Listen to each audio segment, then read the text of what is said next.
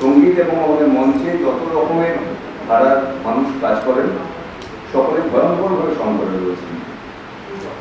গত সমাজ ধরে নানা ধরনের সংগঠন তারা প্রত্যেকের পাশে থাকার চেষ্টা করছে তাদের মতো করে, এবং এইটাকে আরো আমাদের ধারণা যে এটা আরো 7-8 মাস বা 1 বছর হয়তো এই যুদ্ধটা আমাদের চালিয়ে যেতে হবে। সেই ভাবনা থেকে আমরা একত্রিত হয়েছি বেঙ্গল মিউজিক রিলিফ ফান্ড বলে অর্গানাইজেশন, যার সভাপতিত্ব করছেন আমাদের সমীর রাইজ, আমাদের বিখ্যাত চিত্রকর।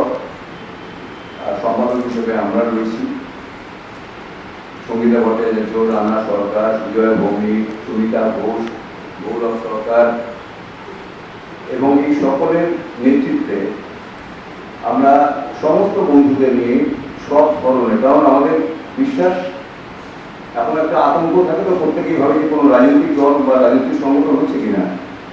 এটা প্রথমেই বলে দিই যে এটার ভেতরে কোনো রকমের রাজনৈতিক গন্ধ বা সংগঠনের মধ্যে নেই। এই কারণে নেই যে গান বাজনা নাটক সিনেমা আপামর জনসাধারণ দেখে, তাদের রাজনৈতিক নেতৃত্বরাও দেখে, রাজনৈতিক ব্যক্তিত্বরা এবং সেই সমস্ত সর্বদলের লোকেরাই দেখে।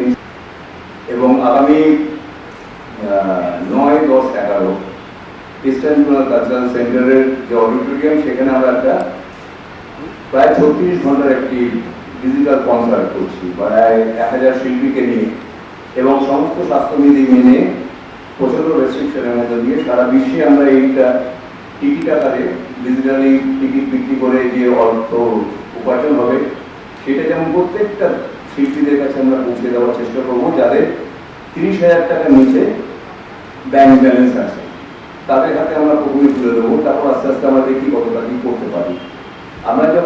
আমি যখন ব্যক্তিগতভাবে ইস্টার্ন কালচারাল সেন্টারকে এটা আমি প্রপোজাল দিই যে আমি করতে চাই, তখন সেটা ওরা অ্যাপ্রুভাল যেদিনকে দিয়েছে তার মধ্যে আমরা শ্রমিকদের সাথে কথা বলে সবাইকে মিলে আমি যখন মিটিংটা করে ফেলি যে আমরা একটা সংগঠন করব, সেদিন আমরা সিদ্ধান্ত নিই না আমরা এই সংগঠনটাকে আমরা বেঙ্গল মিউজিশিয়ানস রিলিফ ফান্ড বলে আমরা অর্গানাইজেশনের মাধ্যমেই আমরা করবো। এবং সেখানে সব থেকে আগে এগিয়ে এসছে বাংলুর ইউথ ফেয়ার কমিটি, যারা এই সংগঠনের সাথে প্রথম দিন থেকেই যুক্ত ছিল, আমার দীর্ঘদিনের বন্ধু। আমি প্রথমে অনুরোধ করবো যে মানস কুমার দত্ত, আমাদের বাংলুর ইউথ ফেয়ার কমিটি সভাপতি এবং এখানে উপস্থিত বিশিষ্টজন, বাংলুর ইউথ ফেয়ার কমিটি একটা সংগঠন, সামাজিক সংগঠন, এটা 1997 সালে প্রতিষ্ঠা হয় এবং আমরা বিভিন্ন রকম সামাজিক কাজকর্মের সঙ্গে যুক্ত থাকি।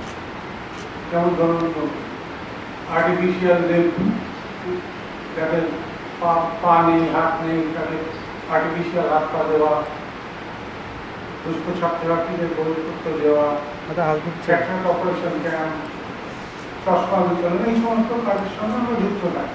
এই সংগঠনটা প্রতিষ্ঠা করেছিলেন প্রাক্তন মন্ত্রী শ্রী সুভাষ চক্রবর্তী এবং প্রথম দিন উনি আমাদের বলেছিলেন, যেদিনকে আমাদের নিয়ে উনি যখন সংগঠনটা তৈরি করেন, প্রথম দিন আমাদের বলেছিলেন যে এই সংগঠনটার মধ্যে যেদিনকে তোরা রাজনীতি ঢোকাবি সেদিনকে সংগঠনটা মরে যায়। সুতরাং আমরাও চেষ্টা করি সংগঠনটার মধ্যে কোনো রাজনীতি না ঢোকাতে। তো আমরা আমাদের সংগঠনের পক্ষ থেকে এইটুকুই শুধু বলতে পারি যে এরকম একটা মহৎ উদ্যোগ, আমরা যদি এর সঙ্গে সামিল হতে পারি আমরা নিজেদেরকে গর্বিত মনে করি। শ্রমিকটাকে যারা অনেকদিন ধরে চিনি তারা তাকে অনেকদিন জানি, যে কোনো সংগঠন করবার পক্ষে তার ভূমিকা কতটা থাকে সেটাও আমরা জানি। আর শ্রমিকটার কথা শুনি। আমার প্রিয় বন্ধুরা, সামনে আপনারা রয়েছেন, আপনারা জানেন খুব মঞ্চে যারা রয়েছেন তারা বাংলার গর্ব তথা ভারতবর্ষের গর্ব, আমার বলতে কোনো কথা নেই। আমি নিজে তাদের ভক্ত এবং আমি একজন চিত্রশিল্পী, আমি সেটা একটু পরিষ্কার করে দিই আমি কেন এটার সঙ্গে। তার কারণটা হলো আমাদের চিত্রশিল্পীদেরও না প্রচুর রকম সমস্যা হয়, যেটা দেখা যায় যে সারা বছর কোনো না কোনো শিল্পী বিশেষ করে ট্রিটমেন্ট করতে গেলে ভীষণভাবে আর্থিক সমস্যাটা দেখা দেয়।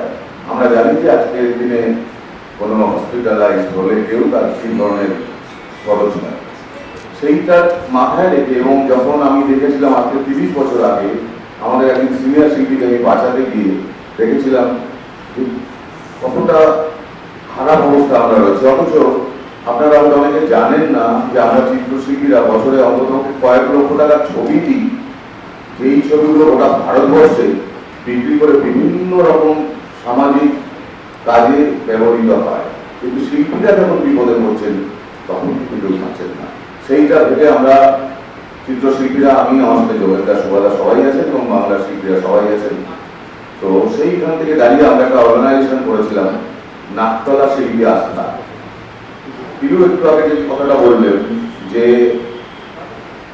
বিগত 5 মাস যাবৎ সঙ্গীত শিল্পী বা তার অ্যাসোসিয়েটস যারা যন্ত্র সঙ্গীত শিল্পী তারা যে অসুবিধায় সম্মুখীন হচ্ছেন তার জন্য একটা রিলিফ ফান্ড করা হয়েছে বা হচ্ছে।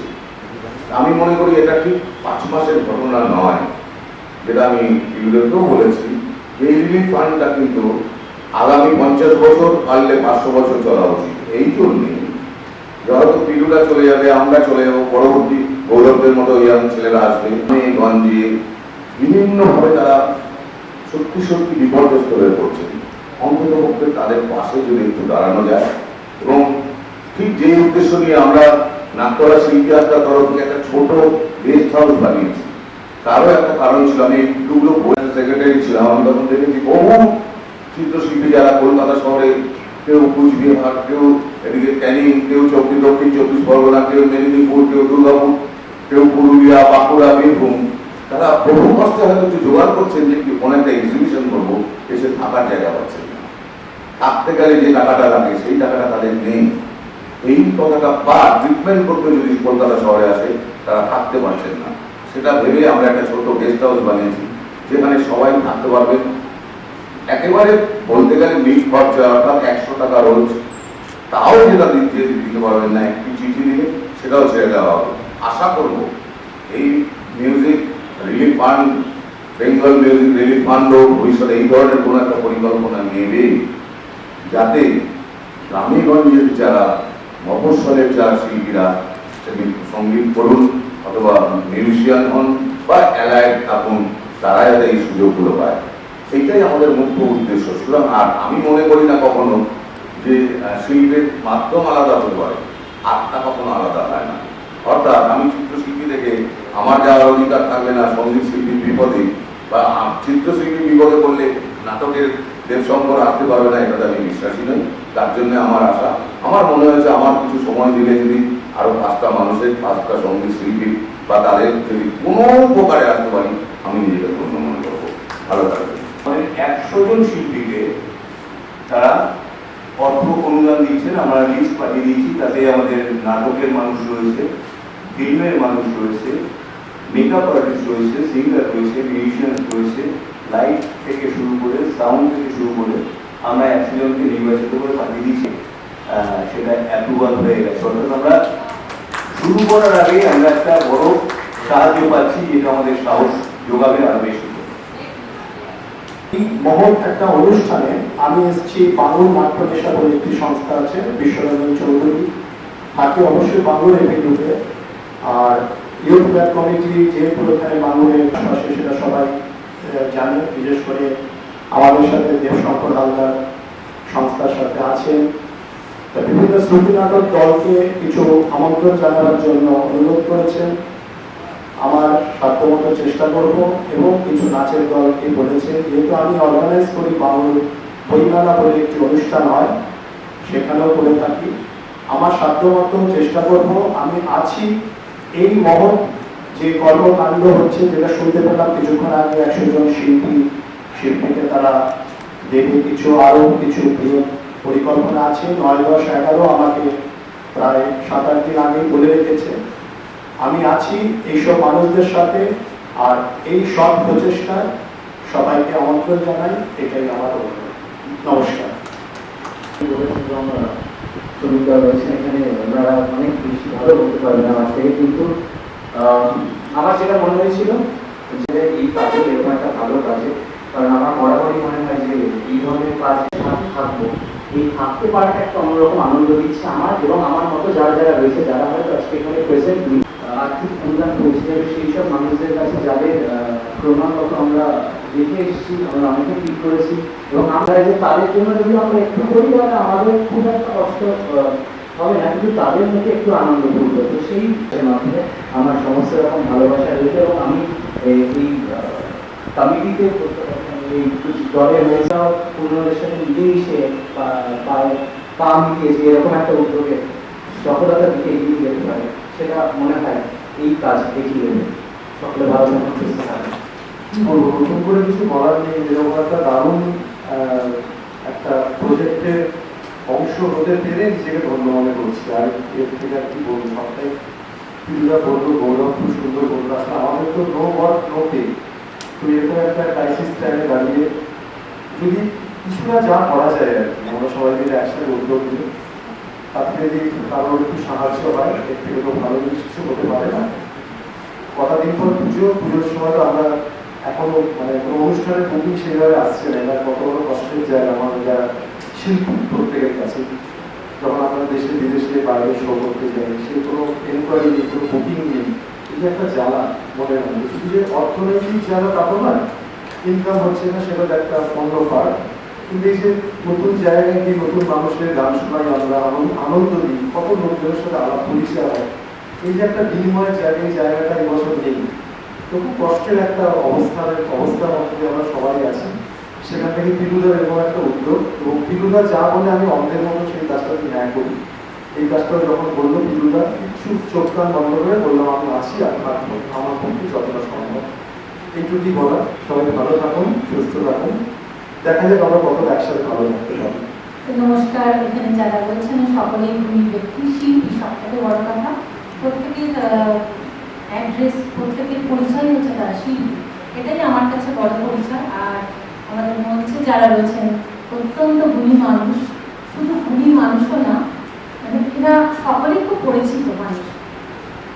তো প্রথম দিন থেকে যখন পিলুদা আমাকে বলেন, প্রসঙ্গত উল্লেখযোগ্য যে পিলুদার সঙ্গে আমার পরিচয়, সঙ্গীতার সঙ্গে পরিচয়, আমাদের একটি ছোট্ট সংগঠন আছে তিতাস ফিউশন ব্যান্ড। তো সেই ব্যান্ডটা যখন আমি চালাই তখন থেকে কিন্তু পিলুদার সঙ্গে আমার পরিচয়, সঙ্গে সঙ্গীতার। তো সেই সূত্র ধরেই আমি অনেক সাহায্য পেয়েছি, বিভিন্ন জায়গায় পাঠানো, রেকমেন্ড করা, এই সমস্তগুলো অনেক কিছু পেয়েছি। এরপর যখন ফার্স্ট এখানে মিটিং ঠিক হয় যে শিল্পীদের পাশে শিল্পীরা, মানে ক্যাপশনটাই অদ্ভুত, ভীষণ সুন্দর লেগেছে, মানে আমাকে খুব টাচ করেছে। তো তখন পিলুদা বলেন যে চলে আয় এখানে, আমরা একটা মিটিং করবো, একটা সংগঠন করবো। তো আমি আর না বলতে পারিনি, কেন ভীষণ লোভনীয় একটা ব্যাপার, কেন কি অনেক বছর ধরে চিনি এই মানুষকে। তো এই মানুষগুলো যখন দেখেছেন, আমি তো আর না করার কোনো জায়গা নেই। আমি সত্যি খুব আনন্দিত যে এখানে আসতে পেরে আর এই কমিটির সঙ্গে নিজেকে যুক্ত রাখতে পেরে। ধন্যবাদ। তো মঞ্চে যারা উপস্থিত রয়েছে তারা আমার অত্যন্ত শ্রদ্ধার মানুষ, তাদের আমার অত্যন্ত আমার সামনে যারা রয়েছে তাদের অনেক অনেক শুভেচ্ছা। আবার এখানে পিলুদা এবং সরিতার মতো দিকপাল মানুষেরা রয়েছেন যাদের আদেশ আমার কাছে ছিল থাকছে। তারা বললে আমি যে কোনো প্রান্তে, যে কোনো আমার সুবিধা ক্ষমতার মধ্যে আমি চলে যেতে পারি। আজকে যে সমস্ত বন্ধুরা, শিল্পী বন্ধুরা অত্যন্ত দুরবস্থায় রয়েছেন, তাদের পাশে দাঁড়ানো এইরকম একটা কি বলবো, একটা অচল অবস্থা, একটা এনার্জি, তার মধ্যে থেকে লড়াই করা প্রচন্ড কষ্ট। কিন্তু এই চ্যালেঞ্জটা তখন চ্যালেঞ্জ হয়ে ওঠে, মানে ওঠে যখন পিলুদা এবং সরিতার মতো মানুষ পাশে ছাতার মতো দাঁড়িয়ে যান এবং তাদের কথা আমার কাছে কি বলবো আদেশের মতো লাগে, সেখানে আমি করতে পারতাম এবং অন্তর থেকে। আপনারা ভালো থাকবেন, সুস্থ থাকবেন। আসছি সবাইকে আজকে অনুষ্ঠানে সবাইকে আমার ধন্যবাদ, বড়দের আমার প্রণাম। আমি নৃত্য জগতের সঙ্গে যুক্ত রয়েছি, পিলুদার সাথে বহুদিনের যোগাযোগ, অনেক জায়গায় একসাথে শো করতে গেছি, রাজ্যের বাইরে প্রচুর জায়গায় গেছি। যাই হোক, এরকম একটা আহ্বান শুনে হঠাৎ বলে 1 ঘন্টার মধ্যে কোথায় একটা শুনতে পারি, 5টায় চলে এসো, 6টায় ছেড়ে দেবো, জাস্ট এই কথা। কোথায় যাবো? সঙ্গীতার বাড়ি।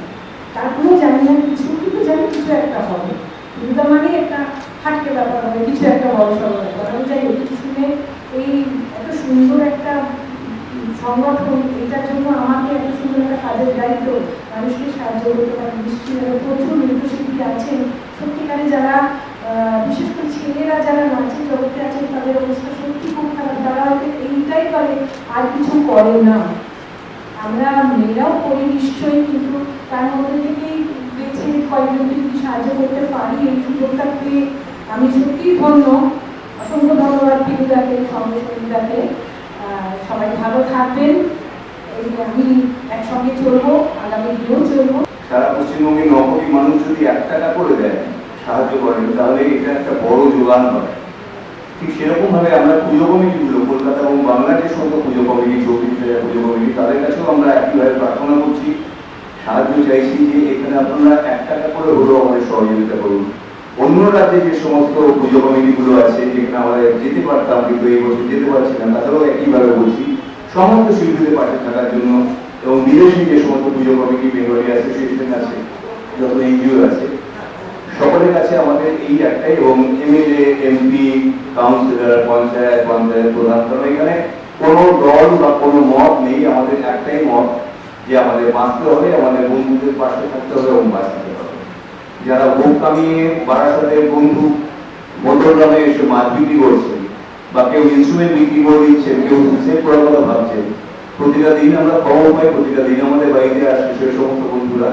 তাদের পাশে যদি আমরা বন্ধুর মতো, আমাদের পরিবারের মতো থাকতে পারি, আমার বিশ্বাস, আমাদের বিশ্বাস, এই যে সংগঠনের আর্টিস্ট ফোরাম আছেন, আমাদের ফোরাম সেক্রেটারি ও এখন যেহেতু দেবরায় রয়েছে, আসতে পারলেন না, তিনিও আমাদের সাথে রয়েছেন, সবাইকে নিয়ে আমরা চলছি যে এখানে কোনো একটা সংগঠন, এটা অনেকগুলো সংগঠনের একটা ঝুলি, যে ঝুলি থেকে প্রত্যেকে যার যে সংগঠনের শক্তি আছে সেটাকে আমরা একটু যাপন করবো আমাদের বন্ধুদের সাথে।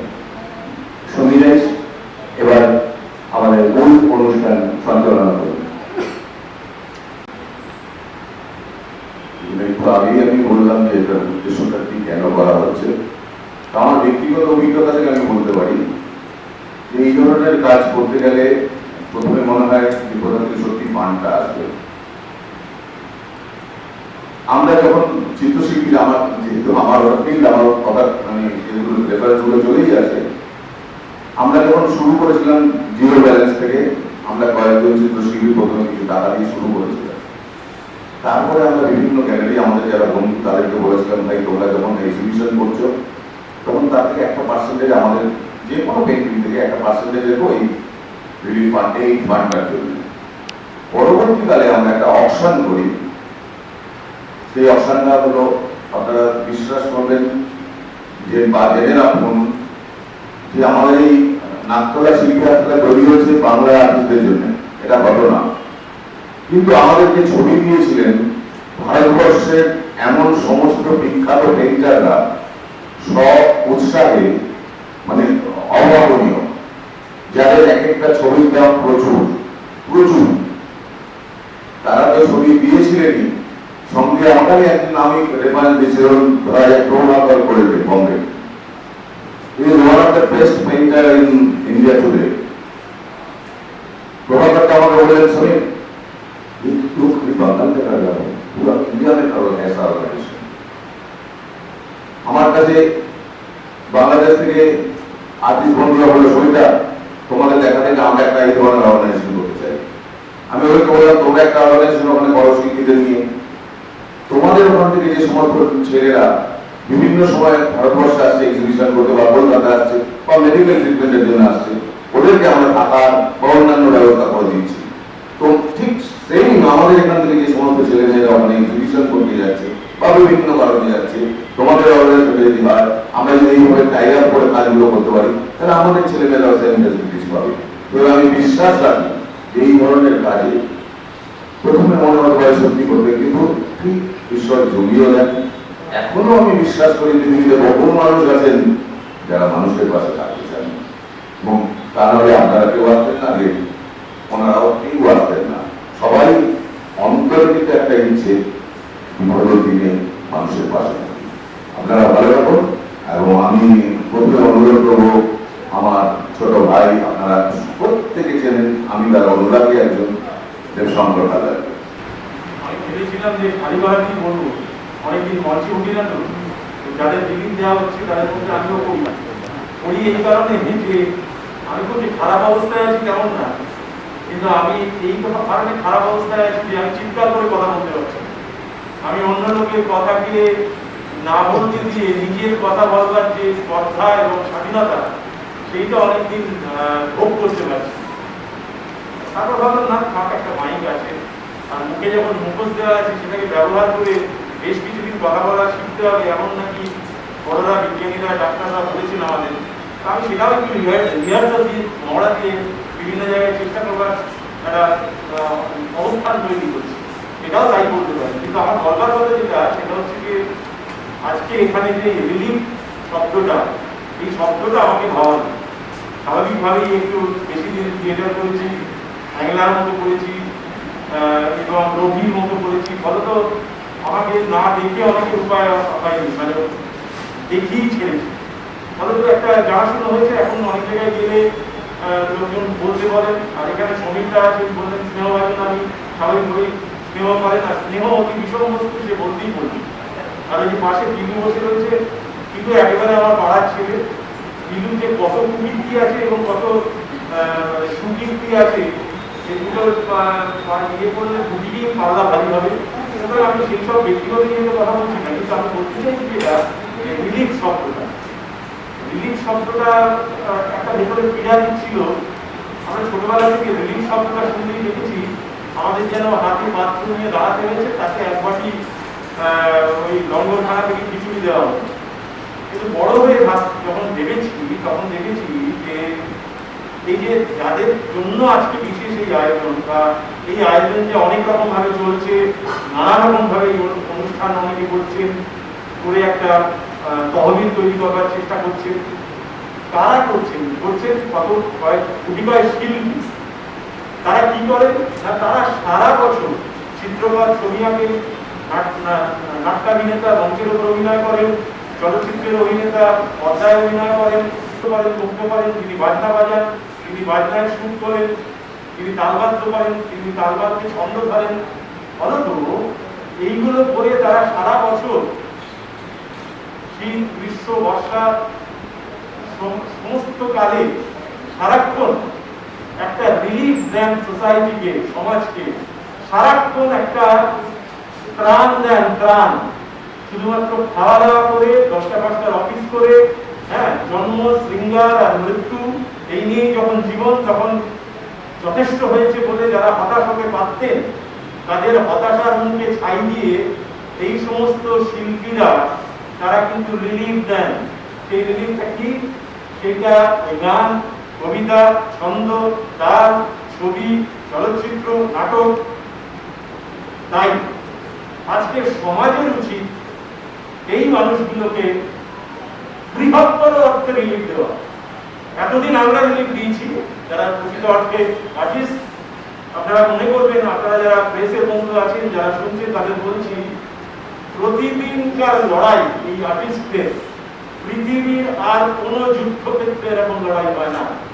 আপনারা বলতে পারেন আপনি ভাই ছোট মাপের সৈনিক, তাই আপনাকে এত লড়াই করতে হয়। আমি বলবো, আমার যত ছোট মাপের সৈনিক, তত আমি ঢাল তলোয়ার নিয়েছিলাম, কিন্তু আমার লড়াই করতে হয়, কারণ আমি যে যুদ্ধক্ষেত্রে এসে পড়েছি। এই যুদ্ধক্ষেত্রে জয় আছে, পরাজয় আছে। যতবার পড়ে যাই, ততবার উঠে দাঁড়াবার চেষ্টা করি। এবং এই বিপন্নতা, এই পড়ে যাওয়ার কি বলবো অবকাশ একমাত্র শিল্পক্ষেত্রে সবচেয়ে বেশি করে আছে। তাই এই ঘটনাটা যেটা আজকে ঘটেছে, এই বিপন্নতা আমাদের শিল্পের সহযোগী। আর সহযোগী বলেই আমরা গান তৈরি করি, নাটক তৈরি করি, ছবি তৈরি করি, ছবি আঁকি। ফলত আজকে যখন এইরকম একটা অভূতপূর্ব ঘটনা ঘটেছে, যাতে সবকিছু স্তব্ধ হয়ে গেছে, যেটিকে অনেকে বলছেন বিপর্যয়, এই বিপর্যয় আমাদের শেখাচ্ছে একটি বিপর্যয় মোকাবিলা করবার মতো একটা কিছু করা দরকার। যে কারণেই শ্রমিকরা হোক, পিলু হোক, অনেকে মিলে একটা বিপর্যয় মোকাবিলা, যখন এই বিপর্যয় থাকবে না, তখন আমরা খানিকটা উদাসীন হয়ে পড়বো, স্বাভাবিকভাবে। কিন্তু আমরা জানবো যে আমরা একটি বিপর্যয় মোকাবিলা কেন্দ্র তৈরি করেছি নিজেরা, এবং নিজেদের সুবিধে অসুবিধে বুঝে, এবং সেটিকে চালু রেখেছি দীর্ঘমেয়াদী ভাবে।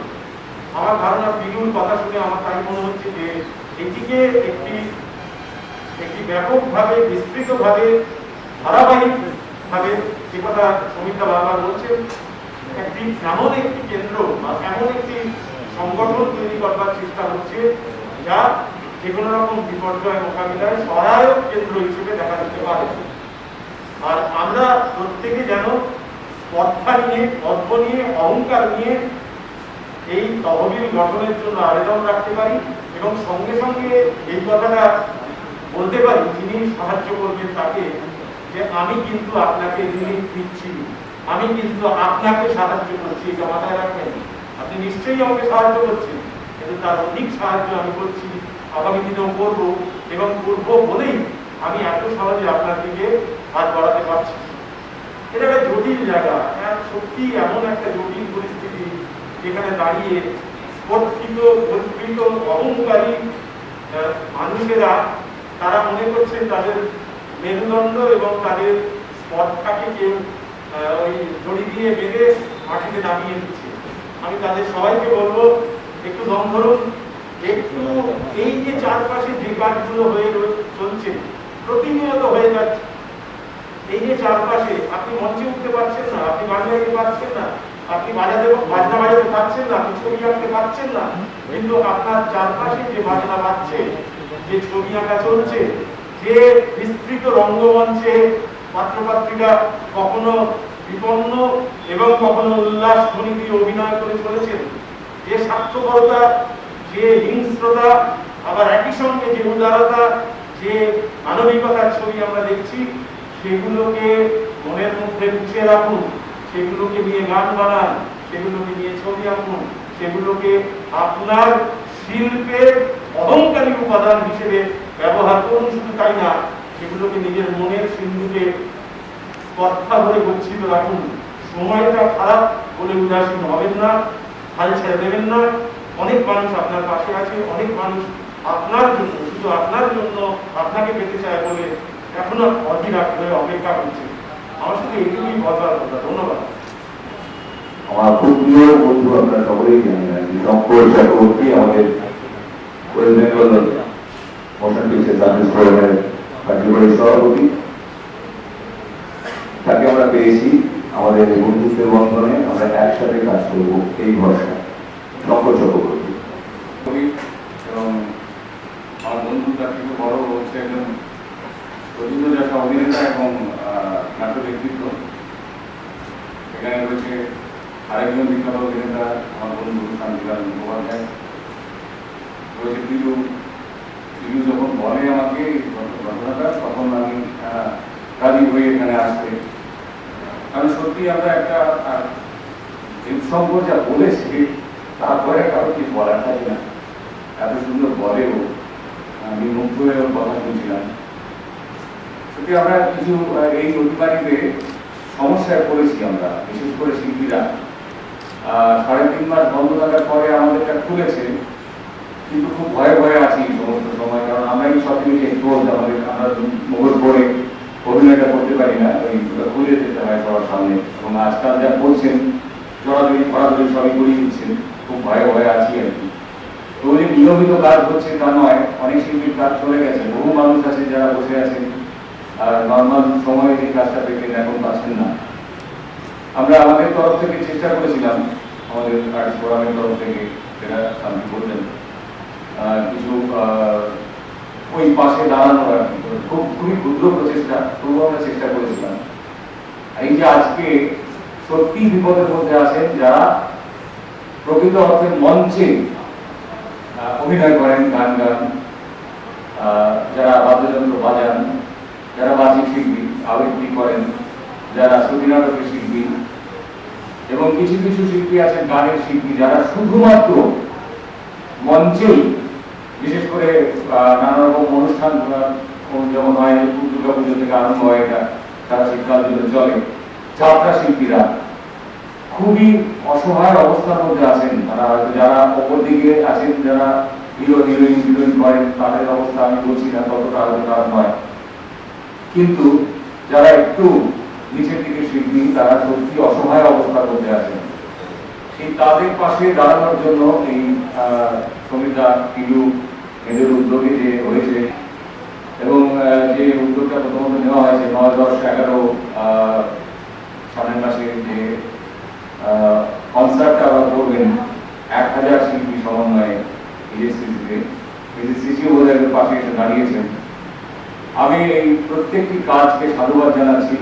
সত্যি এর পাশে এসে দাঁড়ানোর সময় কিন্তু সত্যি কারা দাঁড়াচ্ছেন সেই শিল্পীরা, কিন্তু যাদের ক্ষমতা আছে সত্যিকারে পাশে দাঁড়ানোর, আমি বলবো যে তারা একটু পাশে দাঁড়ান, আমাদের কথা একটু ভাবুন। ওরা পুজো কমিটির কাছে অ্যাপ্রোচ করেছেন, সরকারের কাছে অ্যাপ্রোচ করেছেন, যাদের সামর্থ্য আছে তাদের কাছে ওরা অ্যাপ্রোচ করেছেন। আপনারা সবাই এসে পাশে দাঁড়ান, তবেই এই মানুষগুলোর মুখে একটু হাসি ফুটতে পারে। আমি জানি না কবে আবার মঞ্চ খুলে দেওয়া হবে, পুজো হচ্ছে কিন্তু অনুষ্ঠান হবে কিনা সেটা এখনো পর্যন্ত একটু এতে আছে, অনুষ্ঠান করা যাবে কিনা সাংস্কৃতিক অনুষ্ঠান। কারণ মাননীয় যেটা বলেছেন সেটা হচ্ছে যে 50 জন অংশগ্রহণকারী, সেটা একটু বোধহয় ধোঁয়াশা থেকে গেছে। অংশগ্রহণকারী 50 জন না, দর্শক 50 জন। সত্যি যদি দর্শক 50 জন হয় তাহলে অনুষ্ঠান করাটা বোধহয় সম্ভব নয়, নাটকেও সম্ভব নয়, সেটা কোনো সাংস্কৃতিক অনুষ্ঠানও সম্ভব নয়, সেটা যাত্রাতেও সম্ভব নয়। কিন্তু স্বাস্থ্যবিধি মেনে কিভাবে করা যায় সেটা মাননীয় সরকারকেই সিদ্ধান্ত নিতে হবে, সেটা ওনারাই বলবেন। ওনারা নিশ্চয়ই আগামী দিনে কিছু দিক নির্দেশ আমরা পাবো, তারা বলবেন কিভাবে কি হবে। তো আমি চাই স্বাস্থ্যবিধি মেনে এই কাজগুলো যেন শুরু হয়, তাহলে যারা বসে আছেন, আমি একটি ছেলের কথা জানি, আমার মেয়ের বন্ধু খুব ভালো গিটার বাজায়, গিটারটাকে বিক্রি করে দিচ্ছে, খুব খারাপ অবস্থা আছে। একটু এসে পাশে দাঁড়ান,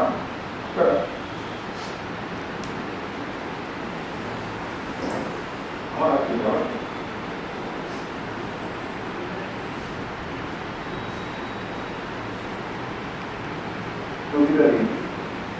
কিন্তু আমরা সেই সমস্ত বন্ধুদের পাশে আবার এই পুজোর সময় আগামী 3 মাস 4 মাস যাতে সকলে মিলে হাসি মুখে থাকতে পারি তারা অঙ্গীকার করে।